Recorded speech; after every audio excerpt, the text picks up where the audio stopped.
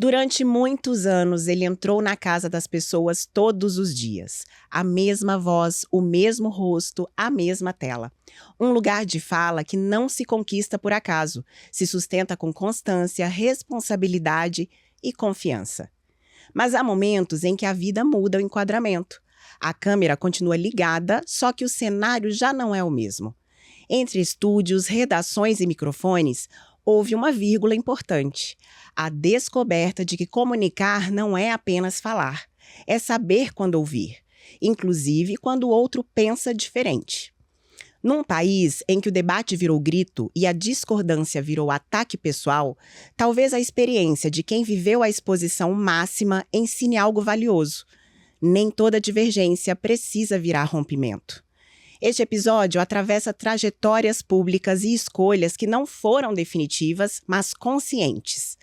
Fala sobre transições que não significam abandono, sobre a maturidade de entender que alguns caminhos são temporários. E tudo bem, porque às vezes o que parece mudança de rota é só uma vírgula bem colocada antes da próxima frase.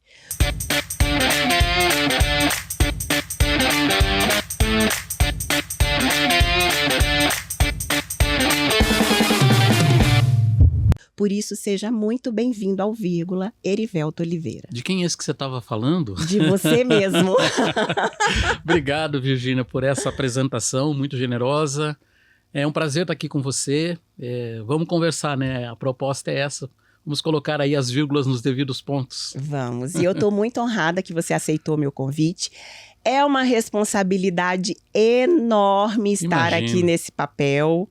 Eu entrevistei, Erivelto, uma colega sua, a Valquíria Melnick, lá na primeira temporada. Eu falei para ela e eu vou falar para você também, até porque você tem anos. Quantos anos de carreira no jornalismo? Esse ano, 40 anos. Gente... Este mês, eu tô fazendo 40 anos de comunicação. 40 anos. Ô, Erivelto, eu vou falar uma coisa aqui.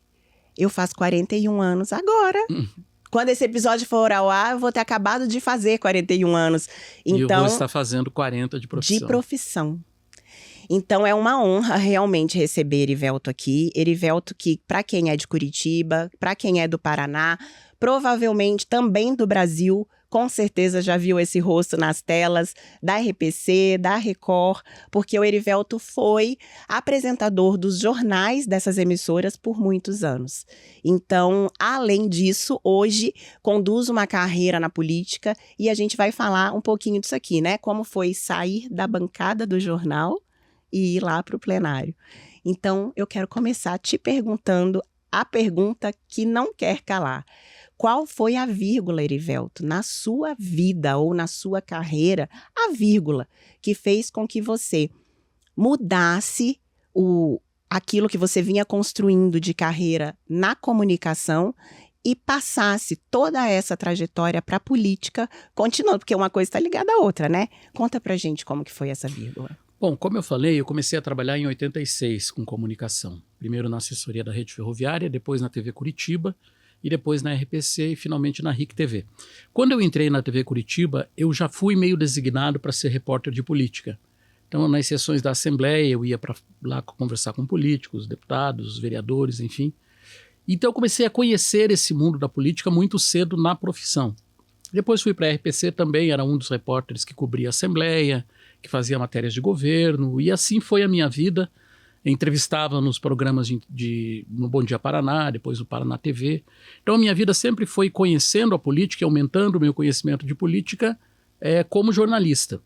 E eu jamais imaginei que um dia eu pudesse ser político, porque eu achava que era uma coisa, sabe aquele prato que você nunca come porque as pessoas dizem que não é bom? Uhum. Então você nunca come jiló porque é amargo. Não vou comer jiló. E jiló é bom. Tem coisas que as pessoas dizem que são e não são, ou ao contrário. E aí eu saí da RIC depois de quase 30 anos de profissão. Fui para a RPC, saí com 27, depois fui para a RIC. Achei que ia ficar muito tempo na RIC, fiquei só 2 anos e foi lá que eu conheci você, né, Virgínia? E aí eu saí da RIC e eu não estava mais afim de trabalhar. Sabe, eu estava como estafa de jornalismo. Estava realmente cansado de jornalismo e tal. E aí eu nem procurei nada em jornalismo. Eu peguei parte do dinheiro da minha rescisão, abri uma empresa entrei como sócio numa empresa de festa, que a minha esposa tocava, mais uma sócia. Não deu muito certo, mas isso não é o caso. Abri meu canal no YouTube, o Erivelto Oliveira do YouTube, abri também um blog chamado Brasil de Cor, e a minha empresa de comunicação, né, para fazer media training, para fazer posicionamento, enfim, várias coisas que se faz na área de comunicação. E um dia eu estava em casa ouvindo rádio, estava cortando grama em casa, eu sempre conto essa história porque é exatamente assim que aconteceu. E eu ouvi no rádio, era em novembro. Agora o prazo para filiação partidária caiu de 1 ano para 6 meses. E na minha cabeça ocorreu assim, puxa, eu posso ser candidato nas próximas eleições. Isso era final de 2015. Eu já tinha saído alguns meses da RIC, estava tocando a vida. Só que essa ideia entrou e saiu, mas ela voltou depois, no começo do ano. Falei, será que eu vou tentar ser político? Um negócio que eu nunca busquei e tal. Comecei a fazer um briefing, né, um brainstorm, para ver se era isso mesmo que eu queria. Procurei alguns políticos para conversar, enfim. Até que o Rubens Bueno, o deputado Rubens Bueno, que era uma pessoa que eu conhecia já, alguns políticos eu conhecia, conversei com eles, mas o Rubens Bueno, eu liguei para ele, ele falou, um assessor dele atendeu e falou, o deputado está fazendo prestação de contas, mas assim que ele terminar, ele liga para você. Eu falei, putz, esses caras nunca ligam, né? Político nunca cumpre o prometido. Umas 2 horas depois ele me ligou, falou, o que você manda e tal? Eu falei, não, eu queria conversar contigo. Venha na minha casa que a gente conversa. Ele achou que eu queria gravar uma entrevista com ele, uma coisa assim, e eu cheguei para ele e falei, olha, eu gostaria de entender se valeria a pena, se teria um espaço na política e tal. E ele me incentivou muito, ele falou, não, eu acho que você é um nome excelente, se você quiser, o PPS na época está de portas abertas para você e tal, pense nisso.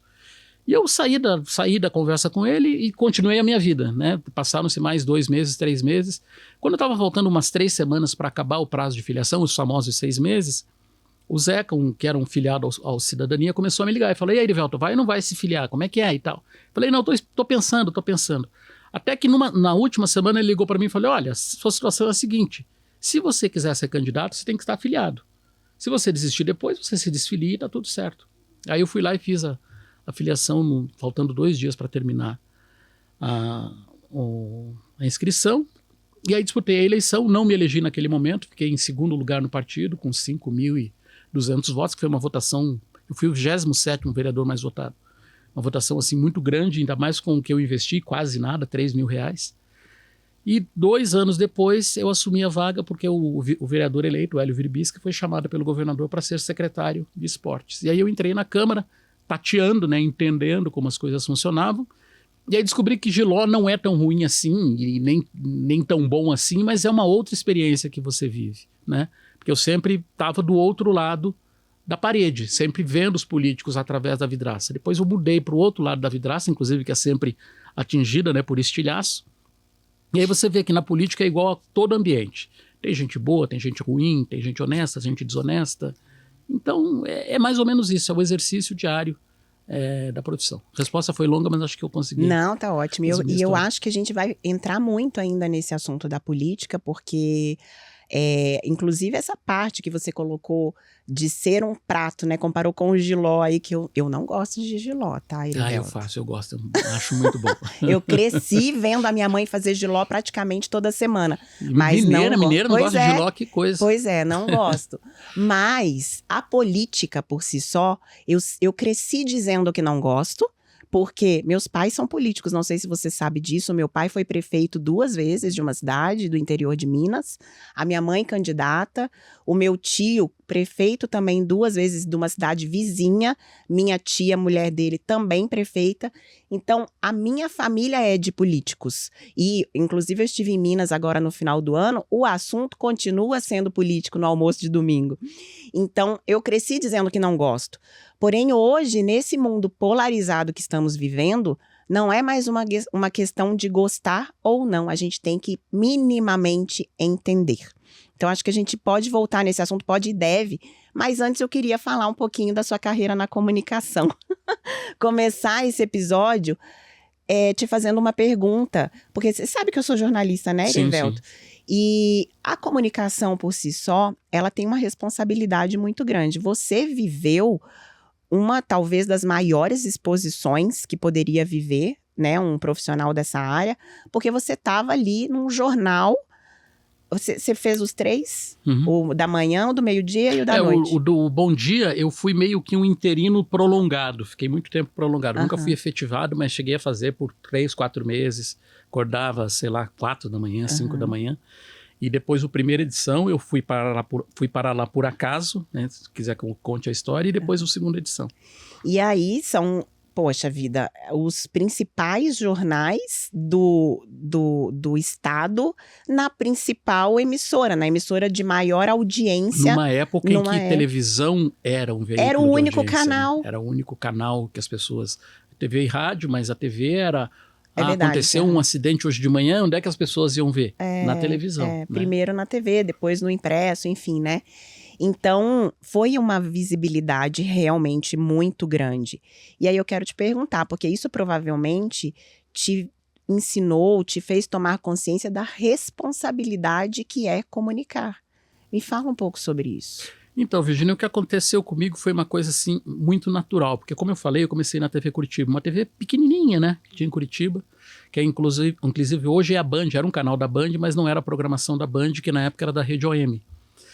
E da TV Curitiba eu fiquei 3 meses lá e me chamaram para a RPC. E eu fiquei meio assustado, assim, como é que me chamaram, como é que descobriram que eu tô aqui? Mas alguém me viu, enfim, eu estava precisando, fui lá conversar e fiquei na dúvida, puxa, será que eu troco o certo pelo duvidoso? Que na TV Curitiba eu ia continuar lá, não iam mexer comigo, ia para a RPC cheia de feras, gente conhecida e tal, isso meados dos anos 80, né, 86. Até que eu pensei assim, puxa, se a televisão mesmo vai ser o meu futuro, e eu nunca tinha imaginado trabalhar em televisão, eu fui trabalhar na televisão por insistência de um colega do departamento de comunicação da rede ferroviária onde eu fazia o estágio. Ele chegou para mim e falou, olha, a TV Curitiba está precisando de um repórter, vai lá, vai lá, vai lá. Uma hora eu fui para atender a insistência dele e acabei sendo contratado. Eu pensei assim, bom, se eu estou numa TV pequena e uma TV grande está me chamando, não vou bater 2 vezes na mesma porta, né?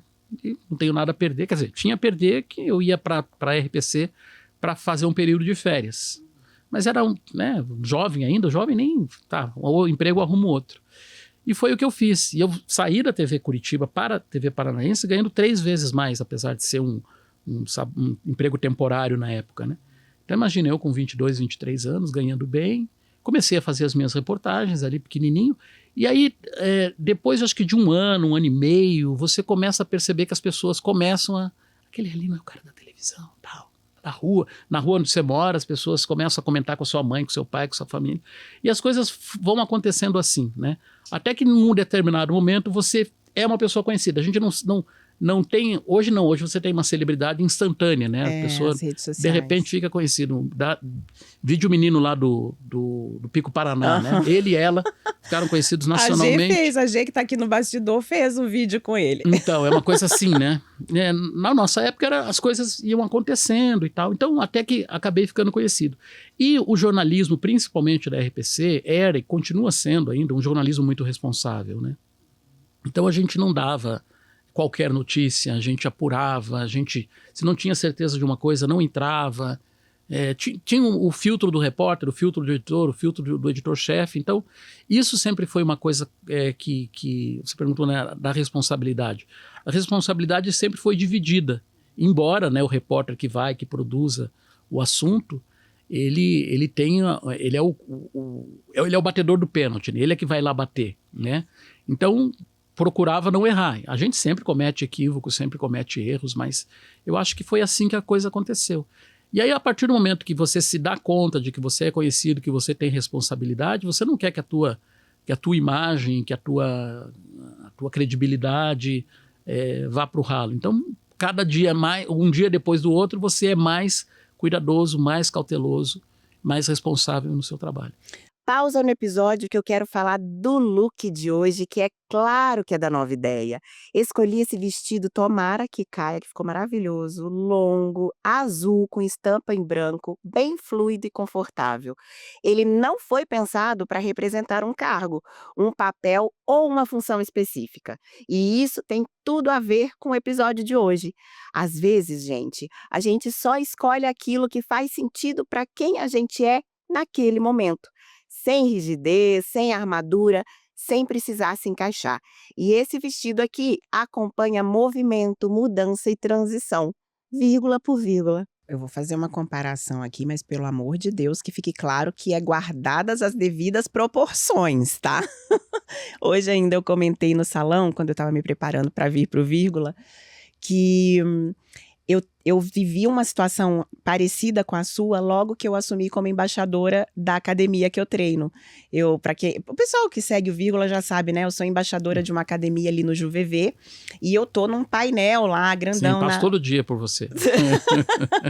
Então, e aí, quando aquele painel... Aliás, foi até antes do painel, foi quando eu me tornei embaixadora, eu sempre fui muito nervosinha no trânsito. E aí eu me lembro que um dia eu fui xingar um cara no trânsito e eu puxei isso pra mim. Eu falei assim, gente, você já pensou se esse cara é aluno da Hype? E eu tô aqui xingando ele? É uma proporção pequenininha diante disso que você falou. É exatamente isso. A gente não pode se envolver em briga de trânsito, não pode xingar, não pode fazer nada errado, né? Não que as pessoas têm direito de errar, né? Todo mundo tem direito de acordar mal-humorado. Como a gente brincava, falava na época que eu era criança, pisou no pinico quando levantou de manhã, né? Então, assim, todo mundo tem esse direito. Mas quem trabalha com comunicação, tem essa exposição, fica muito, muito chato. E acontece, até quando você não tem essa intenção, eu corro, hoje até corro mais. Antigamente eu corria todos os domingos no Parque Barigui, hoje eu corro outros dias da semana também. Eu já te vi correndo no Barigui. Então, eu corro e faz mais de 30 anos mais ou menos que eu corro quase todos os domingos do Barigui. Que eu morava na Vila Isabel, depois fui morar em outro bairro, mas aí eu saio de manhã, tipo 9h30 da manhã e fico até 1 da tarde, corro, ando e faço assim. E às vezes quando eu tô correndo eu ponho o fone no ouvido e eu gosto muito de música, né? A minha terapia é a música. E eu fico ali dentro da música, né? Eu ponho o fone assim e tem muita gente que passa, às vezes fazia comentário, ai que cara metido, falei com ele no parque, ele nem pra me olhar, nem me deu oi, sabe? Eu nem vi a pessoa.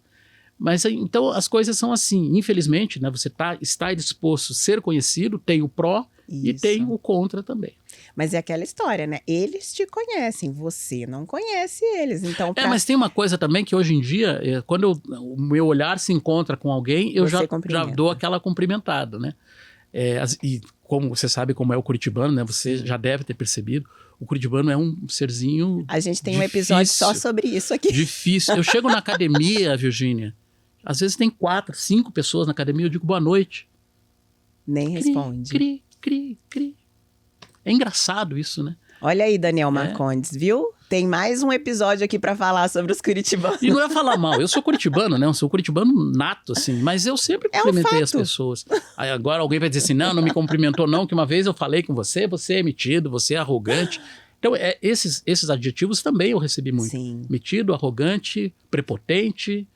esses 3, assim. Sim. Mas tem as pessoas que me acham querido, que me acham fofo, que me acham legal. É só conversar com você mais um pouquinho que já vai saber que o Arivel... É que a gente, eu principalmente, 98% das pessoas aprovam, mas aqueles 2% que não me aprovam é o que me incomoda. Então deixa eu pegar o gancho disso que você falou, porque a próxima pergunta era justamente sobre isso.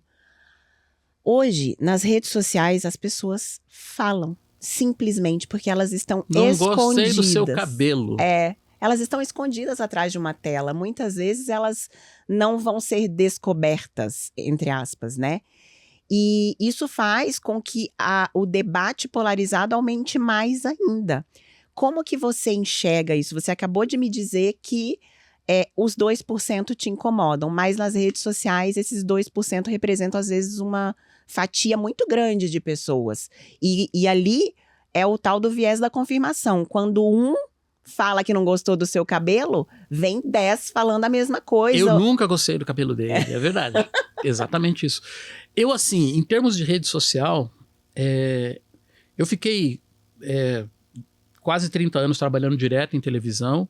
Fiz uma pausa de 2 anos aí, né, entre a TV e a política. Depois fiquei 6 anos na política.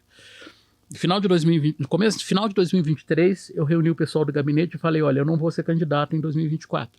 Né? Soltei a bomba. O pessoal dizia, não, depois você desiste e tal, vai ser assim, e eu não fui. Né? E 2025, eu imaginei assim, seria um ano para eu dar sair um pouco da frigideira que eu fiquei durante quase 40 anos, né?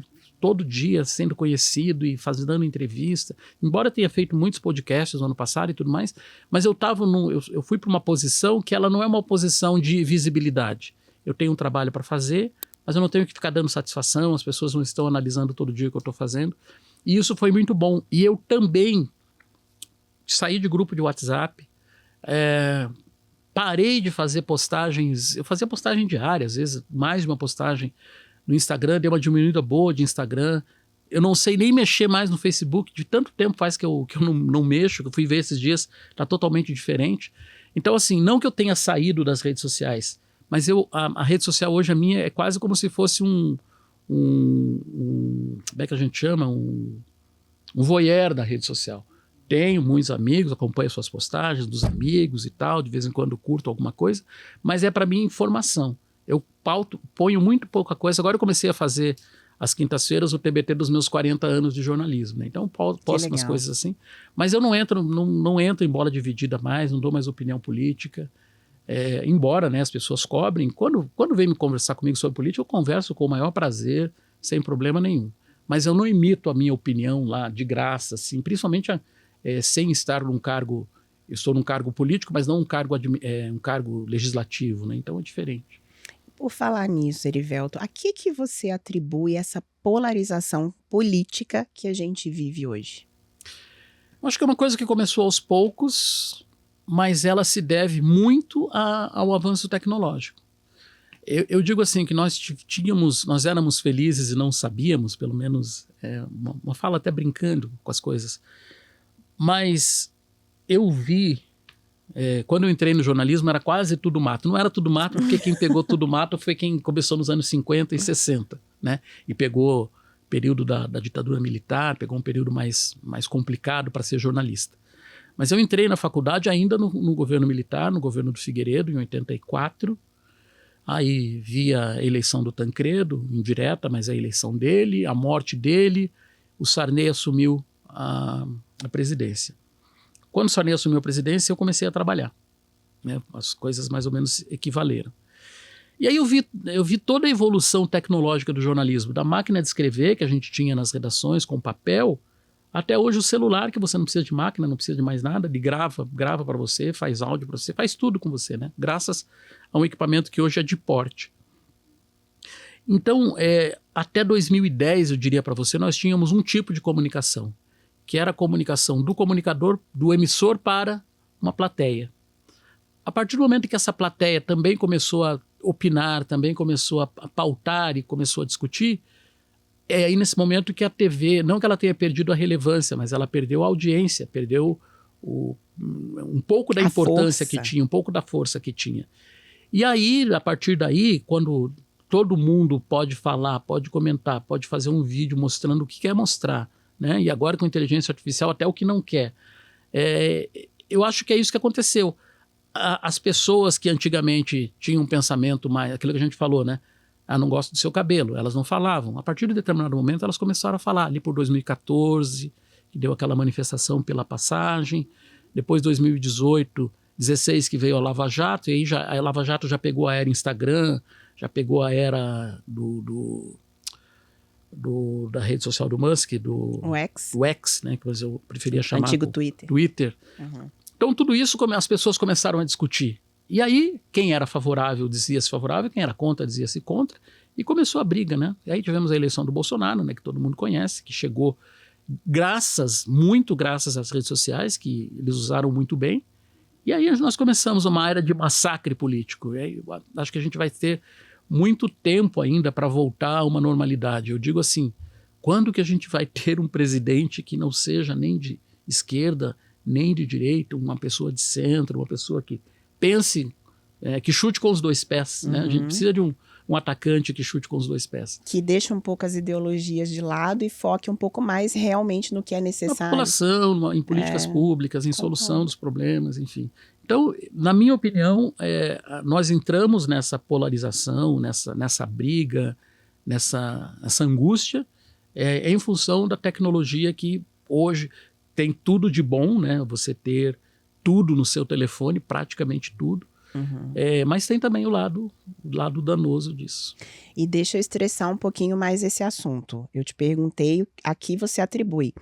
Porém, antes, né, Erivelto, até comentei com você que eu venho de uma família de políticos. Eu, pelo menos, presenciei, eu vi acontecer conversas acaloradas, muitos almoços de domingo. Mas eu nunca vi briga, rixa, assunto proibido na família por causa de política. E hoje em dia existe isso. Eu tenho amigos que eram amigos que não se falam mais, Isso. casamentos que acabaram por causa de política, pai que não fala com filho, irmão que brigou. Tudo isso aconteceu, né, entre 2018 e 2026 agora. E pior que esse ano, de novo, nós vamos ter, não sei se uma reedição do que foram 2018 e 2022, mas o cenário está montado para a gente ter repetição das mesmas brigas, de repente até aqueles que estavam se reaproximando vão brigar de novo. Eu acho besteira, tá, pessoal? Não vale a pena você... eu acho muito mais valoroso você passar a tarde. Domingo a gente passou o dia praticamente entre amigos de jornalistas, assim, ficamos quase que o dia inteiro conversando, rindo, sabe? É uma coisa tão boa de você fazer, e aí você ficar brigando por causa de política, porque X é melhor do que Y, porque não faz sentido. E é uma pauta muito de costumes, né? Altura da saia, gravidez, droga, né? Não é a pauta que você pensa como você melhorar a vida das pessoas. Isso. Parece que a sensação que eu tenho, e você pode me corrigir se eu estiver muito equivocada, mas é que cada um olha para o seu umbigo, para o seu universo. O que faz sentido aqui com o meu universo? No meu universo tem uma pauta que faz sentido, então deixa eu defender. E daí, se essa pauta coincide com as outras pautas, então é a esse grupo que eu pertenço, é a esse grupo que eu vou defender, mesmo que tenha pautas ali no meio que não se conversam. Exato. Faz sentido? Faz todo sentido. E o meu período na Câmara foi um período, como eu entrei na Câmara, fiquei 2 anos, como a gente se diz, vereador independente, né? Eu era do Cidadania, o Hélio era da base do governo. Eu entrei e falei assim, não, eu não sou obrigado, até porque eu ia ficar 1 ano só, né?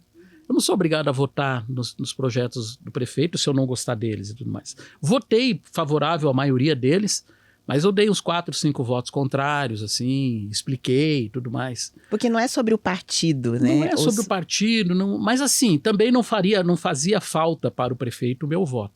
Mas aí em 2022, na eleição de 22, depois que terminou a eleição, me chamaram e disseram, olha, a gente até quer conversar com você, a gente gostaria que você viesse para a base, isso vai fortalecer a base e fortalece também o seu mandato, porque os seus pedidos são atendidos de uma maneira mais efetiva, você tem um canal aberto com as secretarias e tal, e tal, e tal. E eu raciocinei e pensei, não, acho que posso, né, fazer parte da base, mas expliquei, desde que isso não estupre as minhas ideias, não seja nada que vá contra os meus princípios. Tudo bem. E aí nós seguimos na base. Mas por que eu estou falando isso? Porque, independentemente de quando eu estava sem pertencer à base e depois da base, o diálogo com os vereadores continua o mesmo. Tanto os vereadores de esquerda, vereadores de direita. Eu acho que eu tenho lá, não sei quem é que não gosta de mim, mas assim, aparentemente me dou bem com todos, converso com todos. Agora, inclusive, no começo dos trabalhos legislativos, eu passei na Câmara, né, na primeira sessão, conversei com os vereadores antigos e tudo mais, e eu ouvi assim, de vereadores da base, puxa, você faz falta aqui. E de vereadores da oposição, puxa, você faz falta aqui. Então, quer dizer, é você também ser uma pessoa que consegue conversar com os dois lados sem se estressar. E você comentou isso agora, me fez recordar a história que você estava me contando antes da gente começar a gravar. Que foi, gente, Erivelto foi prefeito de Curitiba, você sabia dessa história? Conta pra gente essa história, Erivelto. Por 11 dias, prefeito de Curitiba, olha que coisa linda. Eu fui prefeito, como eu tinha falado, em 24 eu não seria candidato. E aí o prefeito Rafael Greca tinha um concerto da Camerata Antíqua na Argentina, e ele precisava sair. E o vice-prefeito Eduardo Pimentel, se assumisse, porque estava há 4 meses da eleição, se ele assumisse, ele perderia o direito a uma reeleição no futuro. Então ele poderia disputar a eleição normalmente, mas agora que ele foi eleito, ele só teria direito a esse mandato e perderia por causa da legislação eleitoral. E aí, assim, bom, o presidente da Câmara, se ele assumisse, ele se tornaria inelegível. O vice-presidente, assim foi.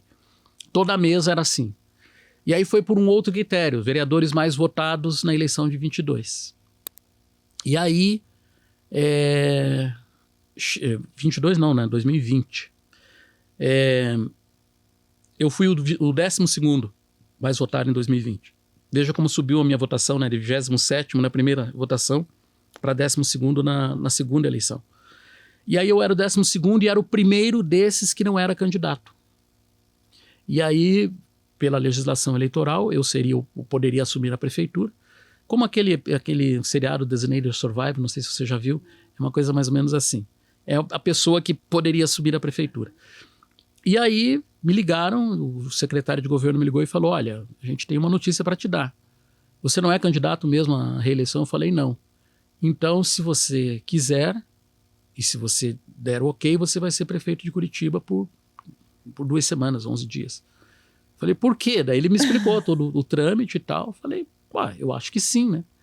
E assim se fez. O prefeito viajou e eu assumi a prefeitura. Fiquei lá no gabinete do prefeito. E como que foi? Você teve dias. que tomar alguma decisão ali? Não, assim, os cargos, os órgãos, eles funcionam não sempre, né? Mas quando os órgãos já têm a diretriz tomada, os secretários sabem o que fazer, o pessoal sabe. Mesma coisa que você sai em viagem de férias e deixa um pessoal cuidando da sua casa, quem tem empregado, deixa a empregada cuidando. Enfim, a rotina da tua casa, ela vai continuar normalmente. Ou você viaja, né? Deixa o seu marido cuidando da filha, cuidando do pet, não sei se tem pet, mas as coisas continuam acontecendo normalmente. E foi isso que aconteceu. Não tive não criei nenhum ruído com a prefeitura. Recebi muita gente, fiz muitas agendas. Eu acho que 48 agendas em 6 ou 7 dias, que foi de segunda até sexta-feira. Na verdade, eu assumi numa sexta e, né, entreguei no outro domingo, né, a prefeitura. Por isso que eu digo que são 11 dias. Uhum. Então, assim, eu fiz algumas reuniões que eram de meu interesse, até consolidando o meu mandato. Eu fiz reunião com o pessoal da comunidade negra de Curitiba, fiz uma reunião com jornalistas, um café da manhã com jornalistas, recebi amigos de grupos que a gente fazia parte, do Entre Drones e Dinossauros, que é um projeto que a gente começou lá em 2023, eu acho. Um projeto com o José Nascimento, Isso. Inclusive, que se você quiser acompanhar, também participou de um episódio aqui no Vírgula, lá na temporada 1, sobre comunicação, e foi um episódio muito bom, viu? Então, o que a gente escreveu são 20 escritores, 20 profissionais, né? Publicitários, administradores, enfim, que escreveram sobre o momento, né, da tecnologia nas empresas. Então são 22 ou 23 artigos que falam sobre isso. E eu falava sobre a inteligência artificial com a inteligência negra, quer dizer, como é que as empresas fazem hoje para contratar funcionários negros, que é uma exigência quase, uma necessidade. E, então o meu texto fala sobre isso. Então aí eu fiz digamos assim, levei amigos de um grupo de jovens que eu fiz parte quando eu tinha 18 anos, mas onde praticamente eu fiz grandes amigos que estão comigo até hoje. Levei comunidade, fiz visitas, andei com a FAS, enfim. Foi um mandato curto, mas foi muito produtivo, foi muito legal. Você sabe que eu fui assessora de imprensa da Marie Dutti, quando o Luciano Dutti era prefeito. Olha só, então conhece os corredores da prefeitura. Lá na FAS, a FAS eu conheço muito, Fundação de Ação Social, né, que faz toda o suporte, né, a pessoas de vulnerabilidade social, é um trabalho muito bonito. Assim, né, o que tem de legal nisso, né, quando eu assumi no primeiro dia de mandato e tal, não, a gente vai mandar o carro para pegar você. Não, eu vou no meu carro. Não, a gente manda o carro da prefeitura, deixei meu carro na garagem. De que horas você vai sair e tal? Eu vou sair às 7h30, então 7h15 estava lá na frente o carro da prefeitura, com 2 guardas municipais, o motorista e um segurança, e assim, todo lugar que eu ia, me levavam, e só me deixavam em casa à noite. Então, foi uma semana, assim, muito legal, bem bacana. Que experiência, hein? Erivelto, essa tua... E aí eu já não preciso mais ser prefeito, né? Já sei como é que é. Já fez essa parte. Boa. Então vai direto para governador. Erivelto, me diz uma coisa, essa sua passagem pela política e também a sua trajetória na comunicação fez com que você desenvolvesse alguma forma especial ou particular de ouvir o outro? Sempre, sempre. E as duas funções são funções auscultativas, né? São duas coisas que você tem que ouvir muito, escutar muito. O jornalista tem que ouvir para poder escrever o que ele vai escrever, né? Tem que ouvir antes de fazer uma reportagem, tem que ouvir para fazer uma reportagem, apesar de falar muito, mas a gente, em primeiro lugar, tem que ouvir, refletir e soltar. E a política, igualmente, é assim, né? Você tem que ouvir muito. A minha equipe na Câmara, eu dizia que era o melhor gabinete da Câmara, porque as pessoas traziam as suas demandas lá para o gabinete, a gente discutia as demandas, às vezes pegava uma pessoa, chegava lá no plenário, eu queria falar com o vereador sobre tal problema e tal, eu estou tentando e não consigo, ou eu chamava para o gabinete, ou pedia para a chefe de gabinete atender, e depois a gente dava a resposta. Isso era não só ouvir, como também responder às pessoas que te fazem um pedido. E às vezes a resposta não é satisfatória, né? Nem sempre você consegue resolver. Mas o fato de você receber a pessoa, ouvir a pessoa, tentar resolver, isso já deixa a pessoa muito grata. E, na minha opinião, esse é um dos grandes problemas do Brasil hoje. As pessoas não são ouvidas, né? Elas não são, nem saem elas falam e falando para as paredes, né? Como a gente brincava. Então, quando elas são ouvidas e quando tem a atenção de uma autoridade, de um jornalista, enfim, de quem quer que ela precise, eu acho que muda o dia da pessoa e muda, inclusive, a forma com que a pessoa te vê. Deixa eu aproveitar, então, essa sua resposta. E agora eu vou fazer uma pergunta pessoal e vou aproveitar e estender às pessoas que seguem tanto o Vírgula como o meu perfil pessoal, Vi Magalhães, onde eu falo muito sobre comunicação, sobre a importância de comunicar, de se expor, de se colocar, até para divulgar o seu serviço, o seu produto, o seu negócio. Você com tanta experiência em comunicação, teria uma dica para mim, que estou aqui, ó, na minha posição preferida. Eu amo, Erivelto, esse universo, esse projeto, o Vírgula, é o meu projeto do coração, a minha menina dos olhos. Eu não sei se você já acompanhou alguma vez eu contando isso, mas quando eu escolhi o jornalismo, eu escolhi com a desculpa que era por causa do texto, tanto que a minha empresa se chama Texto. Eu amo escrever também, mas tem algo que eu amo mais do que escrever, que é estar aqui no estúdio, gravando na frente das câmeras, não necessariamente no estúdio, mas na frente das câmeras, gravando, comunicando. Tem alguma dica valiosa que você pode me dar? Eu acho que a dica mais valiosa que eu posso dizer para você é não pare, né? Continue. Quando a Virgínia estiver lá com 70 anos, aí talvez seja a hora de parar. Mas eu acho que você deve continuar. E eu não sei se você já contou, mas as pessoas devem saber da sua história, né? A história da Virgínia é uma história daquelas assim que quando eu fiquei sabendo lá na RIC, acho que eu já estava há um ano quase na RIC, uns 6 meses na RIC, a gente parou, você me contou a história. É uma história daquelas assim que a gente não acredita, né? Imagina, né, você perder um filho, quando é a criança mais fofinha do mundo e você perder essa criança. E você conseguiu superar, quer dizer, superar não, mas você enfrentou isso. Quantos anos depois veio a sua segunda filha? Foram 4 anos depois, 5 anos depois, por aí. Sabe, tentar de novo, entrar de novo numa vida. Então, assim, eu acho que a sua história, a sua bagagem de vida te credencia a estar aí para ouvir também experiências das pessoas. Então, eu acho que você não só deve continuar aí, como também dividir experiências de pessoas que tiveram situações como a sua, traumas como os seus. Eu acho que isso é uma coisa que você deve fazer nesse programa. Não necessariamente pessoas conhecidas, pessoas famosas, mas pessoas que se proponham a dizer as coisas que viveram. Nós temos vários exemplos aqui em Curitiba, né? Sim. Vítimas de trânsito, vítimas de violência sexual. Eu acho que é um caminho que você pode incluir uma vírgula nas suas vírgulas. Com certeza. Inclusive, a gente teve na primeira temporada a Gorete Bússolo, não sei se você conhece, que tem uma história fortíssima de violência sexual na infância, né? E foi o episódio mais assistido do Vírgula.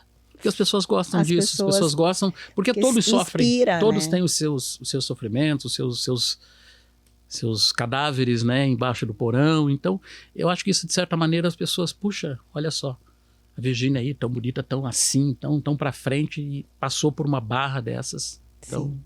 Obrigada, eu vou continuar. imagina. Então, continuando, vamos voltar lá para a pauta anterior. Erivelto, tem alguma coisa que você acredita que a população não está preparada para debater ainda? Preparado? Eu acho que as pessoas não estão preparadas para discutir. Não que elas não estão preparadas, tanto que as pessoas estão discutindo tudo, né? Sim. O que a gente precisa... Talvez sem estar preparado. Talvez o que a gente precise é um pouco de parar para pensar um pouco. Não só discutir, mas refletir sobre o que você está discutindo. Porque a cada 4 anos ou a cada 2 anos nós temos eleição no país, precisamos fazer... trocar o governante ou manter o governante, dependendo do caso. E aí as pessoas vão lá e discutem e tal, votam, e aí dá aquela parada. Se bem que hoje em dia a gente não tem mais a parada, né? Mas eu não diria que as pessoas não estão preparadas para discutir determinado assunto. Talvez as pessoas não estão refletindo, não estão pensando, não estão conectando as coisas. Acho que o pensamento é muito conexão, né? A gente tem liberdade, a gente não tem liberdade. Eu acho muito curioso as pessoas dizerem assim, nós não temos liberdade. Cara, eu tô com 62 anos, até o final desse ano. Eu nasci em 63, em 64 começou o período militar no Brasil, e só saí de lá desse período quando começou a faculdade. E eu nunca tive, nesse meu período, desde que eu me entendo por gente, depois que eu saí da faculdade, eu nunca tive uma liberdade minha roubada. Ah, mas tem amigos seus que foram tal.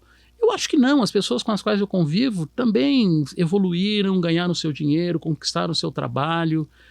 Às vezes a vida das pessoas também é opção, o que elas optaram por fazer, né? Eu optei em ser jornalista, escolhi a minha profissão, ninguém me influenciou, ninguém mandou eu fazer outra coisa. Então, assim, já viajei, já voltei, trabalhei com bons patrões. Então, assim, quando as pessoas falam liberdade, para que você quer liberdade? Falo as coisas que eu penso, nos espaços que eu acho que eu devo falar, isso também evita algumas brigas. Talvez essa resposta, inclusive, seja criticada. O isentão, né? O Erivelto não toma posição. Então, eu tenho a minha posição, tanto que tenho a minha posição que eu consegui ficar 6 anos na Câmara, discutir assuntos como tarifa zero no transporte, discutir assuntos como violência, direitos para pessoas com deficiência, que eu tive um irmão que era deficiente, conheço bem essa realidade.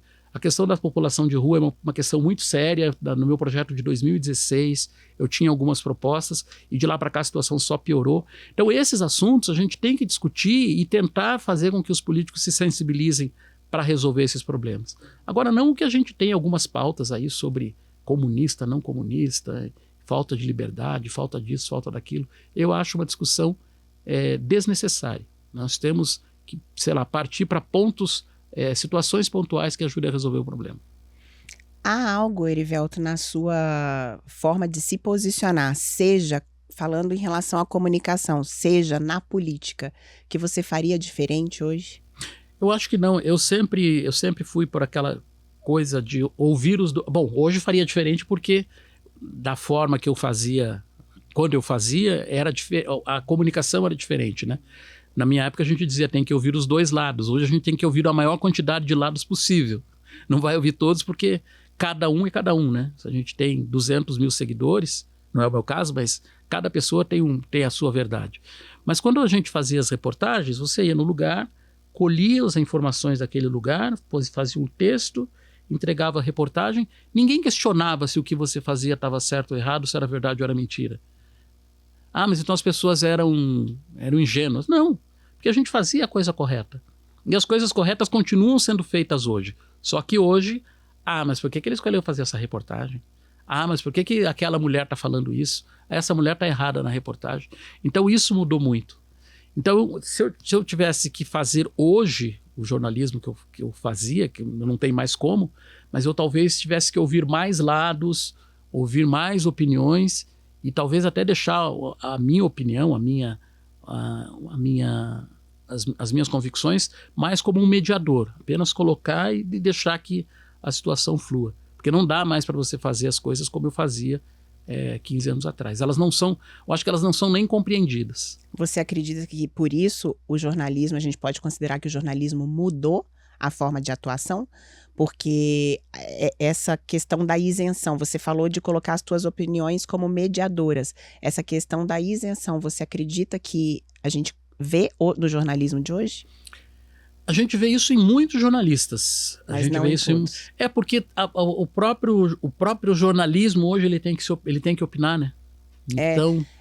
Mas você não acha, aí eu já estou trazendo opinião minha. Olha, ó, falando de opinião e estou trazendo minha opinião. Você não acha que que quando é um jornalismo opinativo, isso deveria ser comunicado claramente para que a população soubesse que é um jornalismo opinativo? Assim, quando é na Globo, na minha opinião, é muito claro. Só que o que acontece? O Jornal Nacional, por exemplo, não opina, mas as reportagens opinam pelo jornal. Por que colocou a reportagem por exemplo, a história do menino lá vou falar dele de novo, lá do Pico Paraná.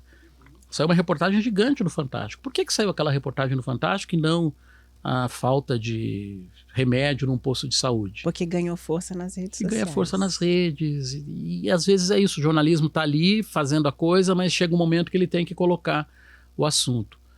Não estão falando nada de... Não quero colocar uma pauta política, mas não estão falando nada do, sei lá, do Banco Master no tal jornal.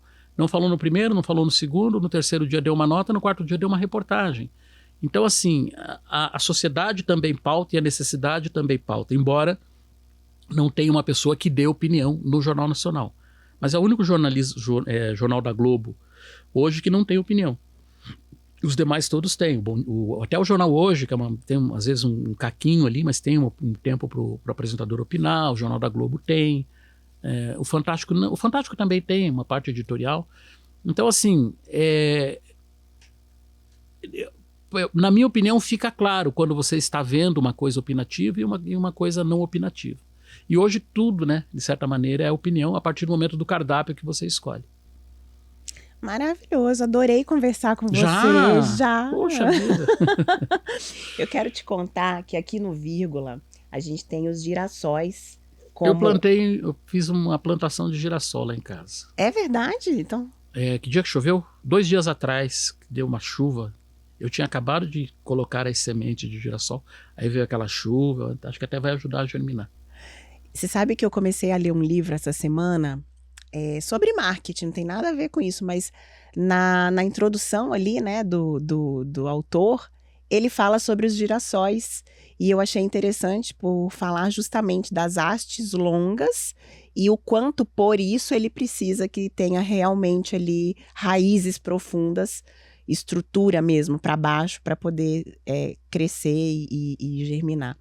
Bom, os girassóis aqui, ele tem um significado mais poético, que é o seguinte: quando o girassol está na plantação e o sol brilha, ele se fortalece por conta da luz solar.